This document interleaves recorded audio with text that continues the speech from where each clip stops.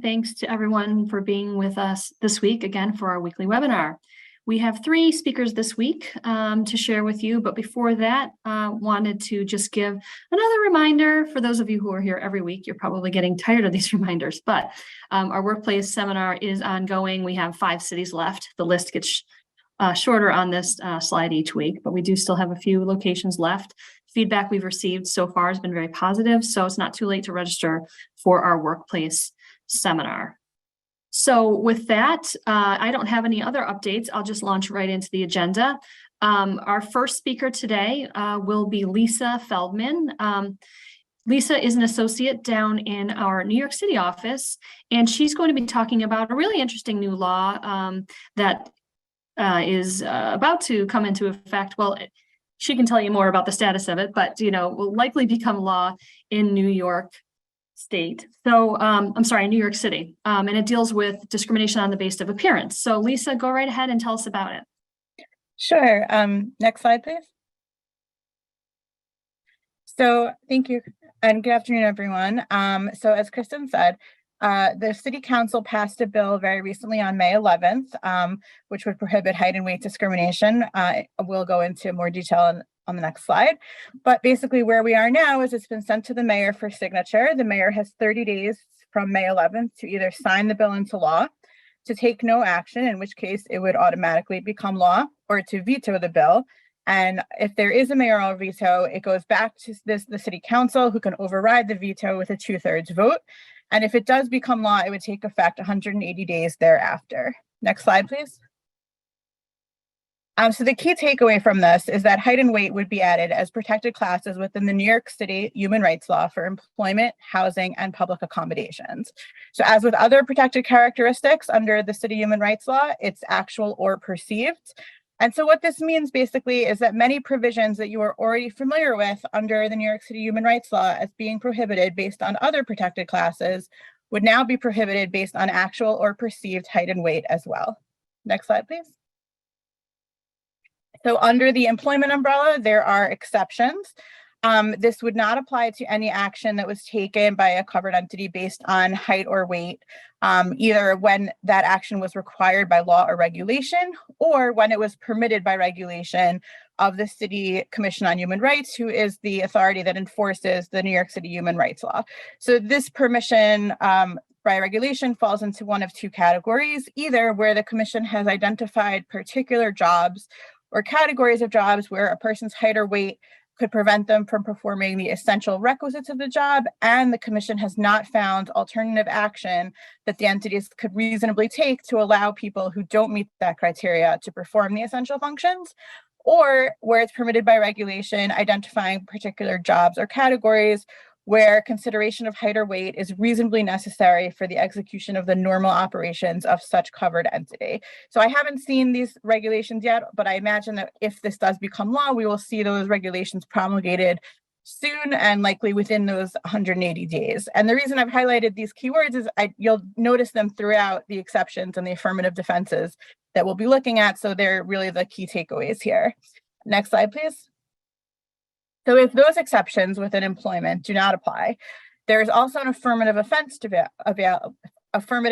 available if a person's height or weight prevents the person from performing the essential requisites of the job, and there's no alternative action the covered entity could reasonably take to allow them to perform the essential requisites, or the covered entity's decision was reasonably necessary for the execution of the normal operations of such covered entity. So again, the same type of language. Next slide, please.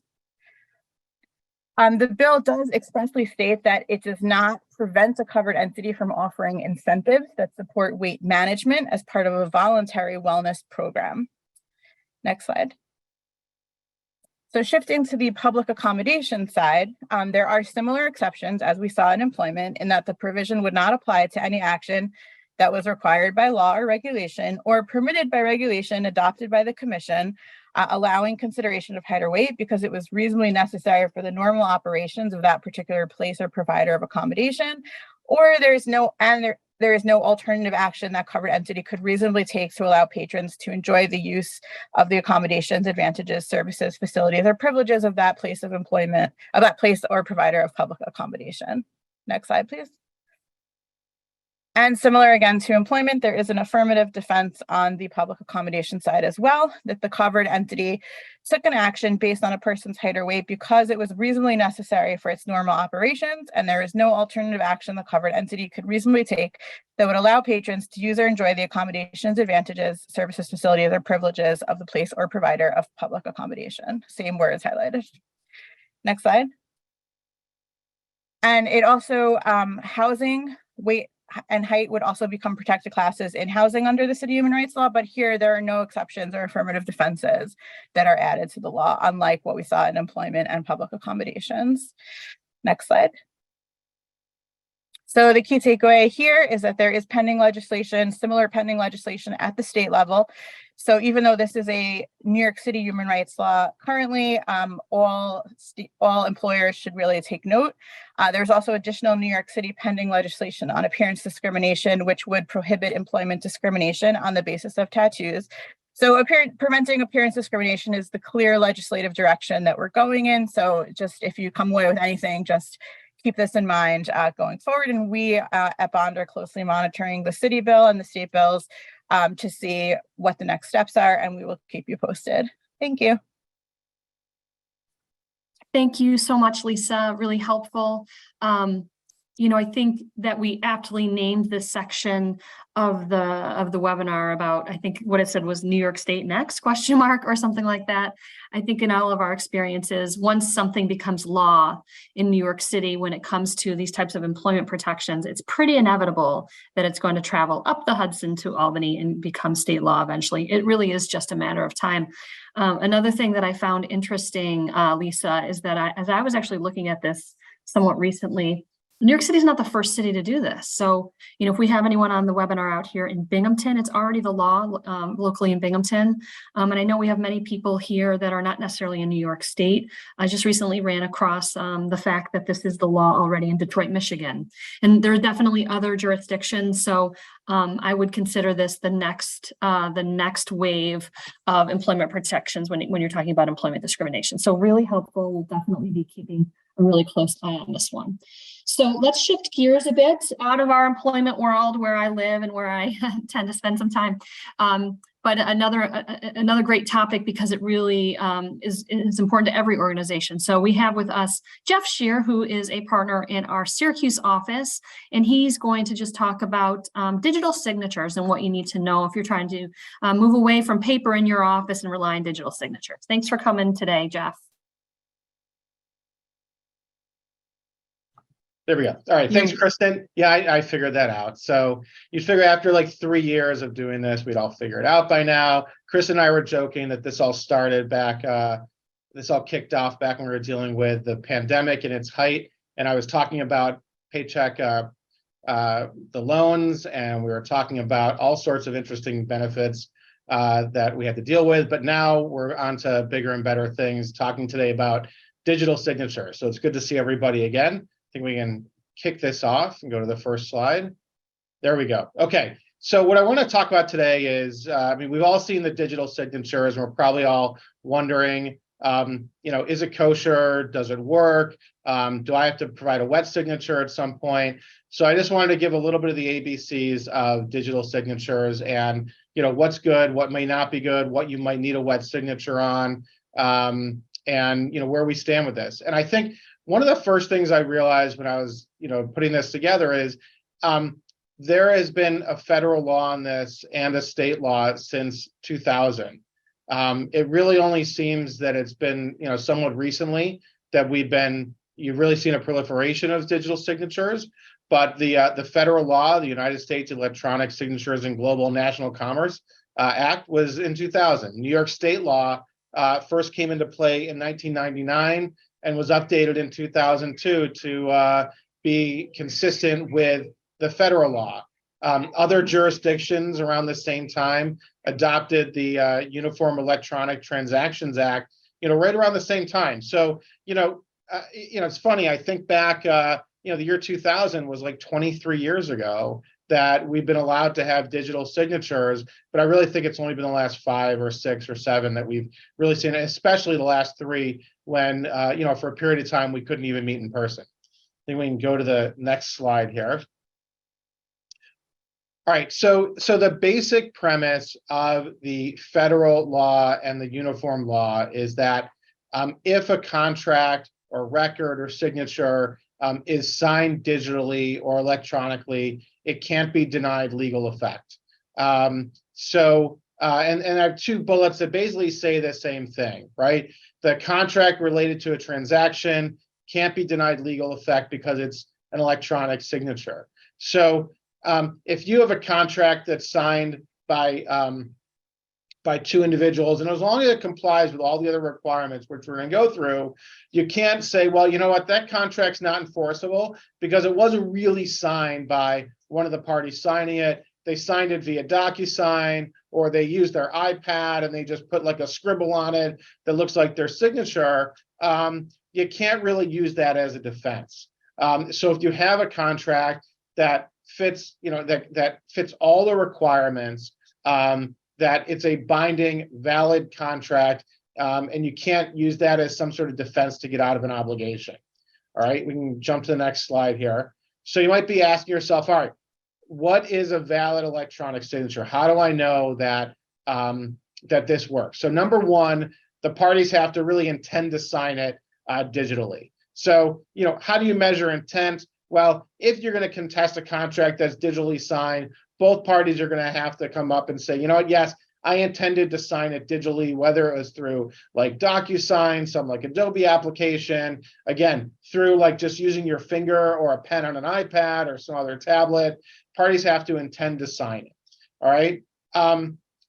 So the second requirement is that the parties have to actually consent to sign the document electronically. So two worlds here. One is B2B, business to business world, and the other is consumer transactions. So let's talk the business to business world. The consent, fairly low threshold, right? You can probably have a phone call or an email or something like that where the parties say, you know what, let's sign this digitally. Is it okay to send around via DocuSign? Is it okay to sign this, using our tablets? And the parties can say yes. What I do personally, in most contracts that I draft now, most form contracts I may draft for a client, most like specific, like any contract really that I have, in the document where you might see like towards the end in the boilerplate that no one reads, it may say like counterpart language, right? So counterpart language is where one party may sign one page, the other party may sign a separate signature page. You put them together and you have a full document. So usually around that area of the boilerplate, I will have language that the parties consent to sign the document digitally through facsimile, through PDF means, using DocuSign, so that I have a very explicit agreement that the parties are consenting to sign the document this way. I just don't want ever there to be a question. It's very simple language to throw in there. We can provide that to you if you email me, or if you're asking me to do the contractor. Really, a lot of people in the business department here will put that in, very specific that the parties consent to sign using DocuSign or some other format. Consumer transactions, a bit more touchy because we want the consumer, the government wants the consumer to be protected, right? So with a consumer transaction, there has to be specific consent to do so, all right? There has to be like actual disclosure where the consumer signs something or acknowledges something that they consent to signing something digitally. There has to be an affirmative agreement that they are agreeing to sign the document digitally. And they can't withdraw their consent. So they can provide their consent and then they can later withdraw it. So you really have three aspects of a consumer signing a document. So they have to consent to it. There has to be affirmative agreement. They can't withdraw it. All right. So it's a bit of a higher bar than if you're a B2B. But I think we can all understand, New York State or most states, we want the consumer to be protected. All right. The next requirement is there has to be a record of the digital signature. So oftentimes when you sign something digitally, like using a DocuSign or some sort of Adobe signature method, there is a certification or authentication of the signature. All right. So we want to make sure that there's that record of the digital signature. And second, that record is retained. And one note that I want to make here is, and it's just funny, this morning or yesterday, I received a notification from DocuSign that says that, some of the documents that I had out there are going to be archived or something. And, what you want to make sure you do is you retain those records of the digital signature and that they don't just disappear, right? Because if something comes up, if there's a breach of that contract at some point in the future, we want to make sure that we can show that this was a validly formed contract. We have a record of the digital signature and we've retained that record. All right, so those are the requirements of the electronic signature. You can jump to the next slide. Okay, so you're probably asking yourself, so Jeff, what can I sign digitally? So really my answer is like anything except what can't be signed digitally, which is the next slide. We're not going there yet though, Kathy. So what the list here, we have like offer letters and employment contracts, new hire paperwork can all be signed digitally. Non-disclosure agreements or purchase and sale contracts, POs and service agreements. You might be surprised to see insurance policy applications and claims. They can all be signed digitally. Some of you may have gotten a mortgage on your home, and you may have signed the mortgage documents digitally. That's perfectly, for the most part, perfectly allowable. All right. Student documents can be signed digitally. Patient forms. You probably have all gone to the doctor. I hope everyone sees a doctor on a regular basis. Probably all gone to a doctor, and those intake forms, right? Oftentimes now we're getting emailed those intake forms. We're signing those digitally, or we're going to the doctor and we're signing it digitally at the doctor's office. All right. So just what I would say is your general contracts can be signed using a digital signature. Again, what I recommend is if you're in the the B2B world and you're signing contracts, and even on your PO, right, or on your general terms and conditions that you attach to a purchase order or a sales contract, you can add a little blurb that says digital signature, the parties consent to using digital signatures.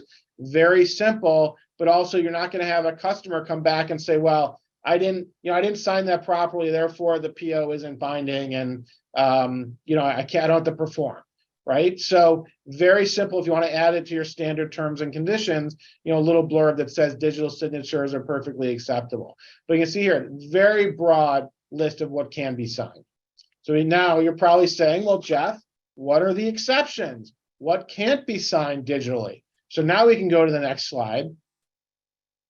Okay, so here's my answer. So number one, there may be some specific federal or state requirements that actually do require a wet signature. And one of the examples that I read about are there's a federal regulation that has certain documents with the Food and Drug Administration, the FDA, that requires wet signatures. So there might be some federal or state requirements, probably few and far between.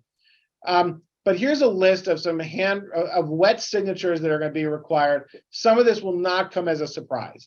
All right. So number one, wills and testamentary trust. So if you are signing a will or you're signing a trust, most of the time, a trust may need a notary to it, which I'm going to talk about separately.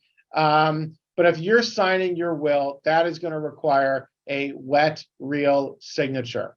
Okay. Now there's other requirements of will signing. You have to have two witnesses. You have to read and understand what you're doing. Oftentimes there's a big, I don't say a ceremony, but there's a process for signing a will that requires a wet signature. Court orders, other official court documents are going to require an actual signature, not a digital signature, to submit. Canceling utility services. The next one is pretty, we can see here where they notice a default or foreclosure or eviction of a primary residence, wanting to have an actual signature so that if someone, an individual is living in a home, they're not getting something that's been digitally signed to evict them. All right, there's a little bit of a higher bar on an eviction like that. Notices for health insurance, recall notices. The second to last bullet, documents for the transfer of real property. So a deed, for example, is going to need a real signature rather than a digital signature. UCC, Uniform Commercial Code documents, those are documents with respect to sale of goods or liens, would require a wet signature, a real signature. I say wet, I mean a real signature on it. So this is a much shorter list, right? I said generally, contracts you can use a digital signature. In my practice, for me, this list is really, I boil it down to wills and testamentary trust needing wet signature, documents for the transfer of real estate needing wet signatures. That's kind of my world of where I need wet signatures. Everything else are very specific to different industries, whether it's health insurance or recall notices, or if you're transporting hazardous materials, it's kind of a different world, but you might need a wet signature there. But again, very limited instances where you're going to need real signatures as opposed to digital signatures. All right, so we can jump to the next. All right, so I mentioned remote electronic notarization. I'm sure that there was a session on this earlier this year when this went into play. This is kind of just a reminder for everybody. And the reason I bring this up is that, the affidavit of attesting witness that might go along with a will oftentimes has a notary to it. Your trust documents have notaries to it oftentimes. Certain contracts will have notaries to them.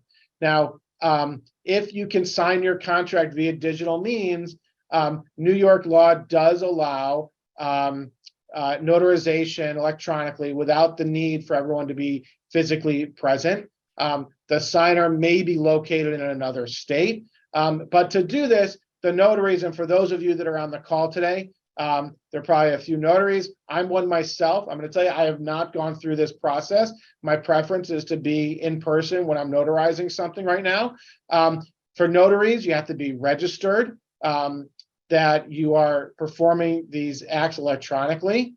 You have to have an audio-visual platform that allows you to communicate both ways with the person who's signing, and you have to have a methodology for authenticating the identity in real time of the person who's signing it. So, they're going to have their license or their passport or something with their signature on it. You have to have a means to be able to verify that.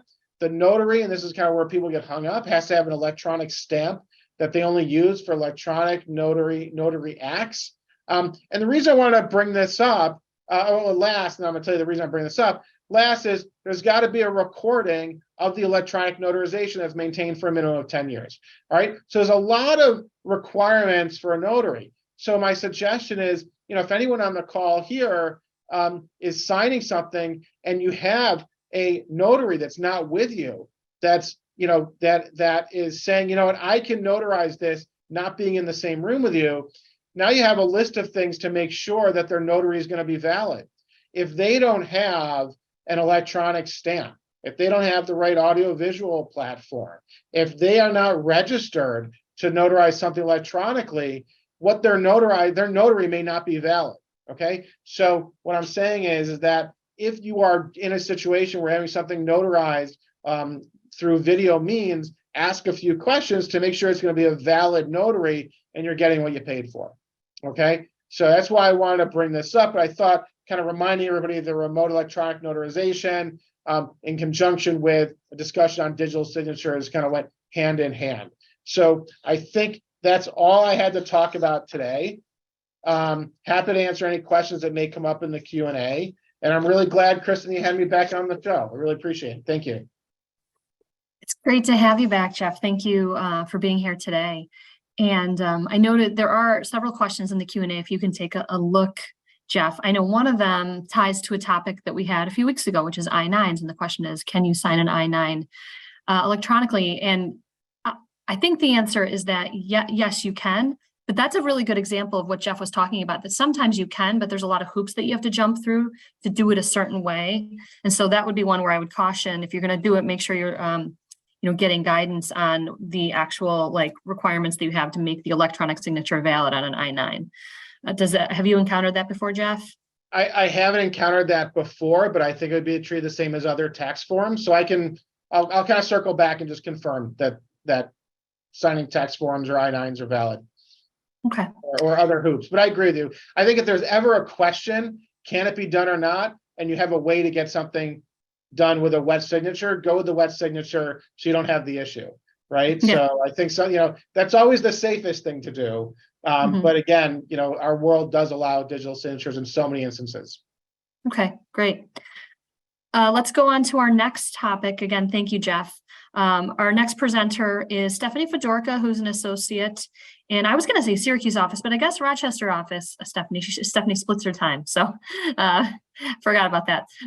She's going to talk about changes to state and federal breastfeeding accommodation laws. And I will say there's a link between the topic that you just heard and this one, believe it or not. And that is they rank up there some of the most creative acronyms on federal laws. So we had the e-sign law, which was a really creative acronym for the electronic signature law. And I think Stephanie's going to tell us about the PUMP Act, which I find to be a kind of a funny, creative acronym for a federal law. So go ahead, Stephanie.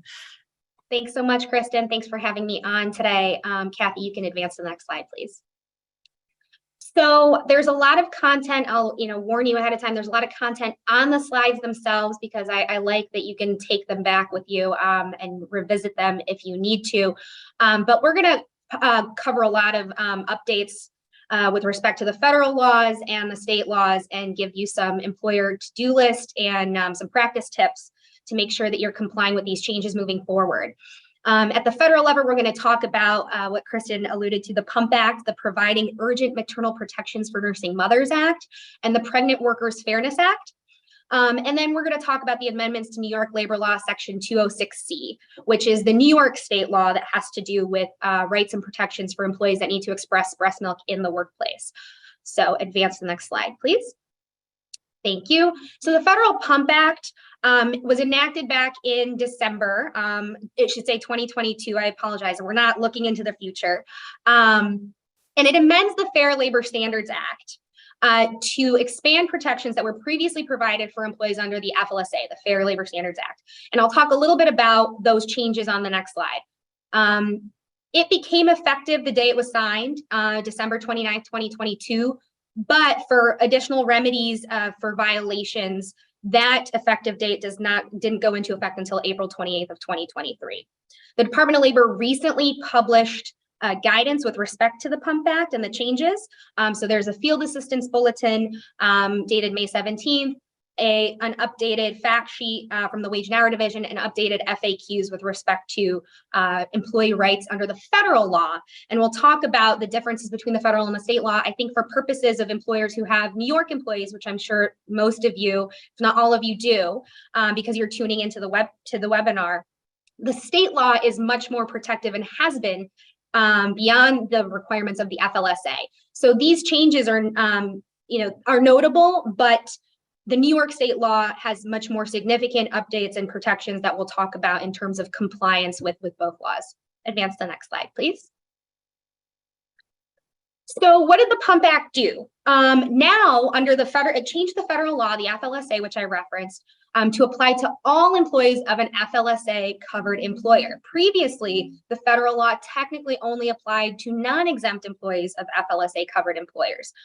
So again, you might not have known that difference because New York state law protects all employees.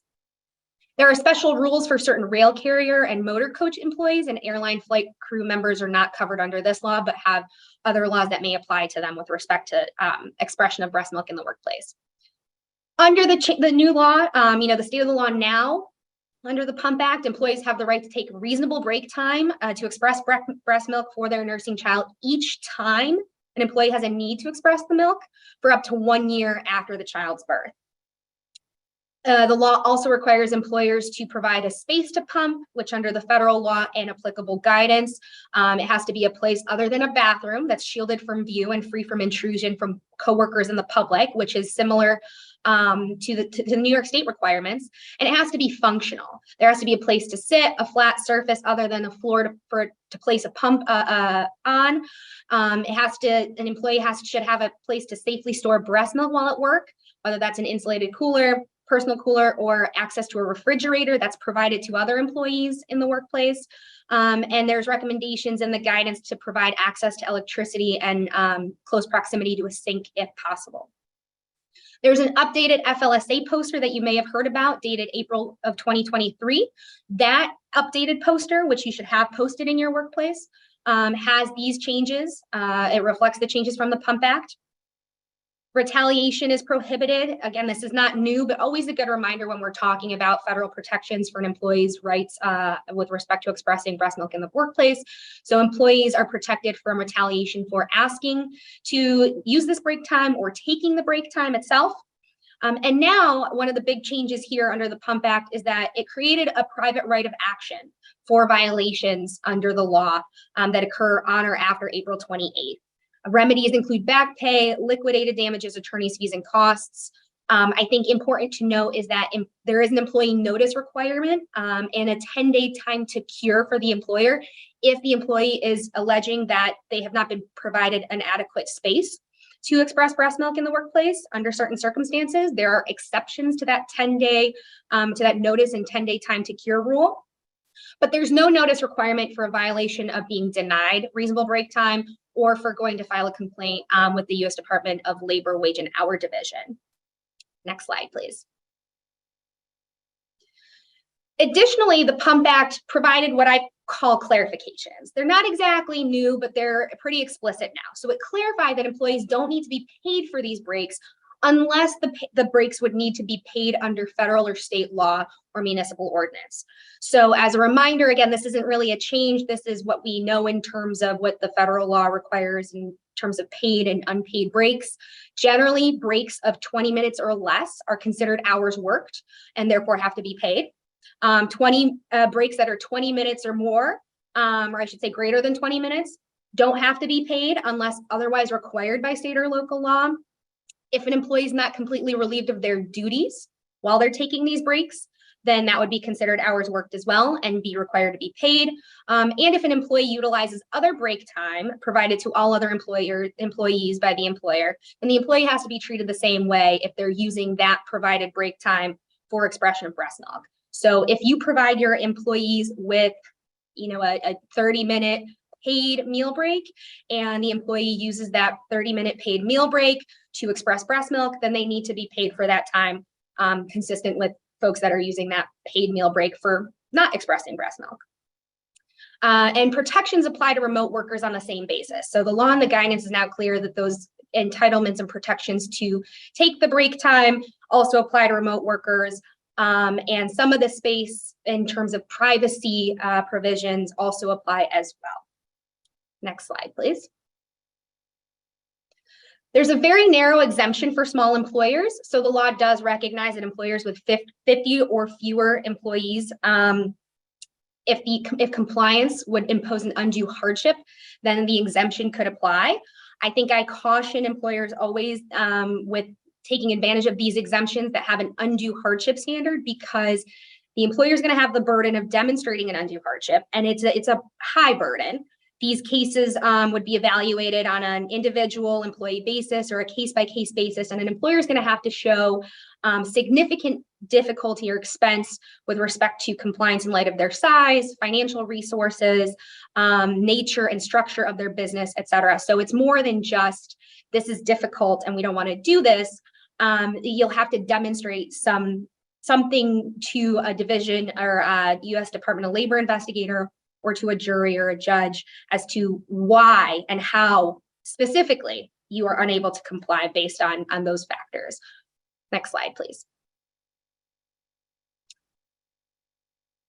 At the same time, when the PUMP Act was enacted, the Federal Pregnant Workers Fairness Act was also enacted. That becomes effective June 27th. And this law applies to private and public sector employers with 15 or more employees, employment agencies, labor organizations. And it essentially requires and extends the same interactive processes and reasonable accommodation obligations and protections under the Americans with Disabilities Act to pregnant and postpartum employees.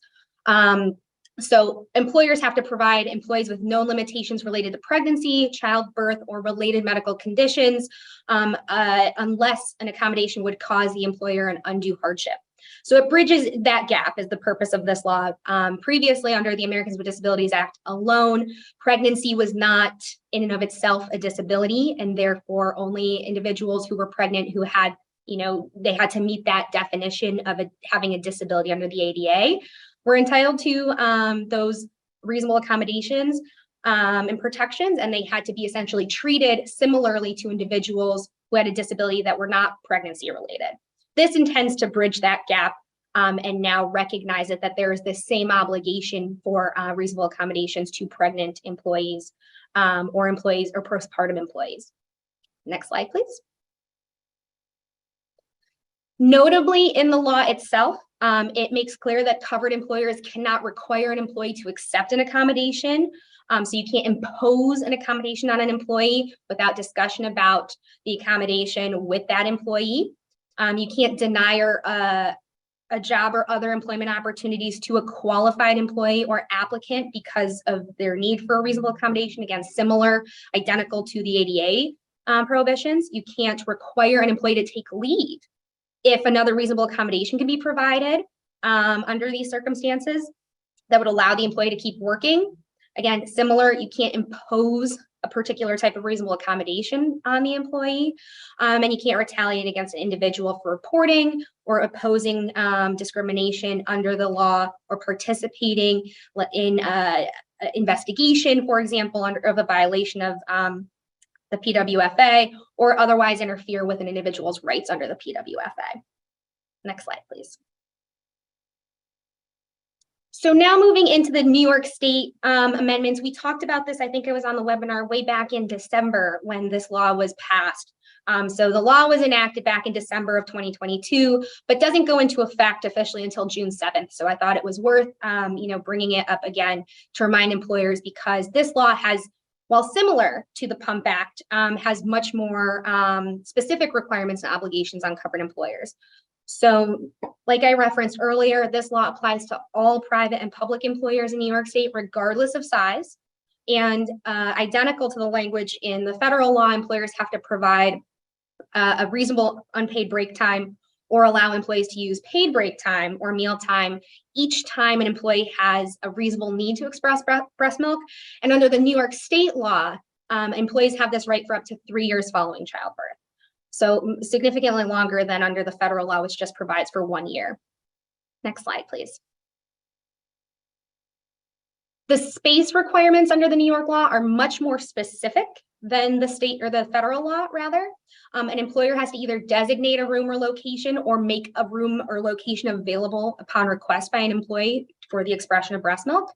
The space needs to be in close proximity to their working area. It needs to be well lit. It needs to be shielded from view and free from intrusion from other employees in the workplace or people from the public.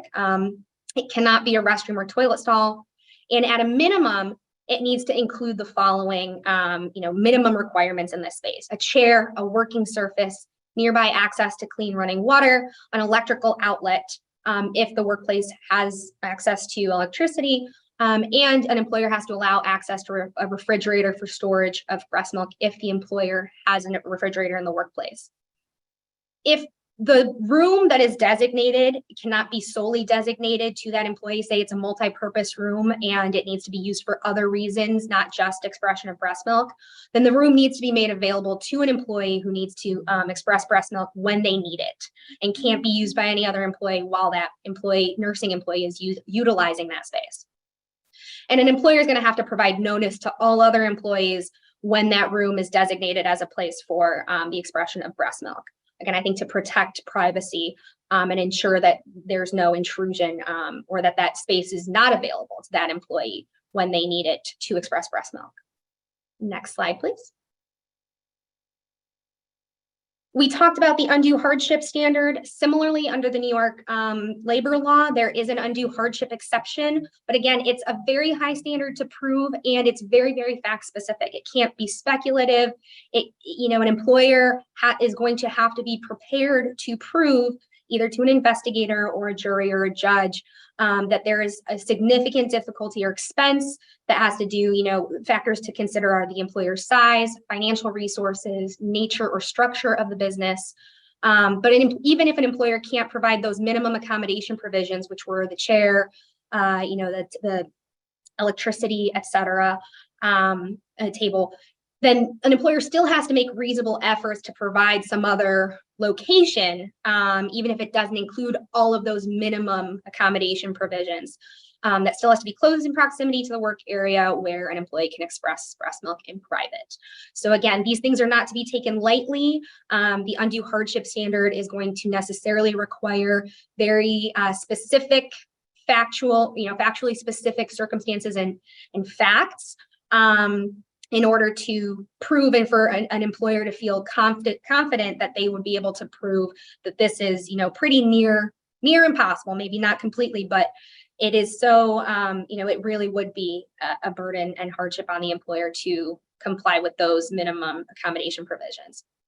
Next slide, please. I think, biggest development with respect to the New York labor law changes is that the law now explicitly requires employers to have a written policy.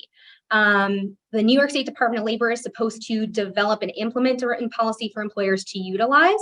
That was clear in the law, but it has not been published yet. I keep checking the New York State Department of Labor website for updates. So stay tuned. I don't anticipate, we don't have a concrete date for when the state would publish that, but in my experience, typically it's pretty close to, if not the day of the compliance deadline. And also don't be shocked if it ends up being sometime after the compliance deadline of June 7th when this law goes into effect. But we will keep our eyes out and certainly share any updates on that model policy with you as soon as we become aware of it. Under the law, employers are going to have to inform employees of their rights under this New York Labor Law 206C in that written policy. They have to specify the means by which an employee can request a room. So a process, a procedure to request a room or location for expression of breast milk. And an employer has to respond to that request within a reasonable time frame, but in no event can it exceed 5 business days from that request. The policy is also going to need to be provided to employees upon hire annually, which is a big change as well, and upon returning to work following the birth of a child.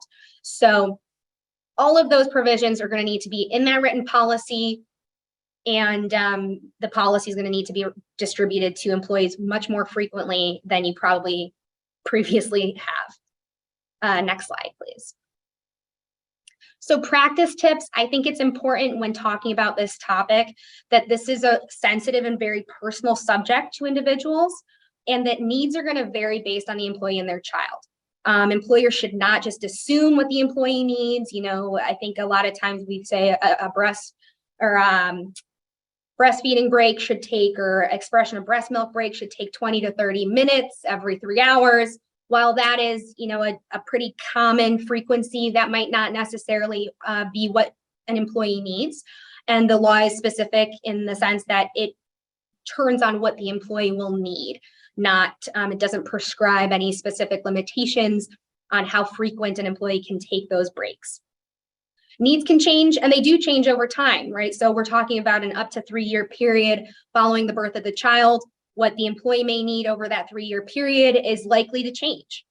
So employers need to be prepared for that break time to change, and they need to be prepared to be flexible and work with the employee in a respectful manner to avoid discrimination or retaliation claims. I think communication can't be emphasized enough with respect to administering this policy, and so is supervisor training. I think it will be very important for supervisors to understand what limitations they may have in terms of what they can ask for, how much they can push back, holding employees, accountable for breast or for breaks, etc. So that will be important. And then on my last slide, Kathy, if you could advance. Here is a nice little to-do list so that you guys can get ready and review your policies, update them, be on the lookout for that New York State Department of Labor model policy and cross-reference if you update your policy before that is published.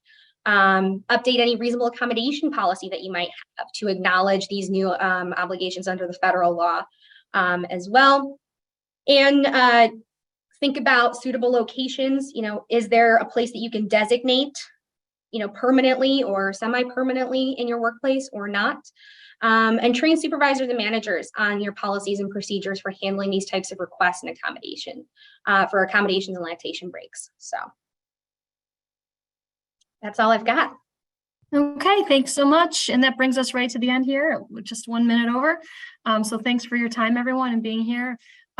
Here's the contact information for our presenters. If you have any follow-up questions, we encourage you to complete the survey afterwards. We really could use your feedback in terms of what topics you'd like to see more of, any new topics that you haven't heard that you think we should be talking about. You know, we want to be here and talk about the things you want to hear about. So please let us know. Thank you again for being here, and I'll see you again soon. Bye-bye.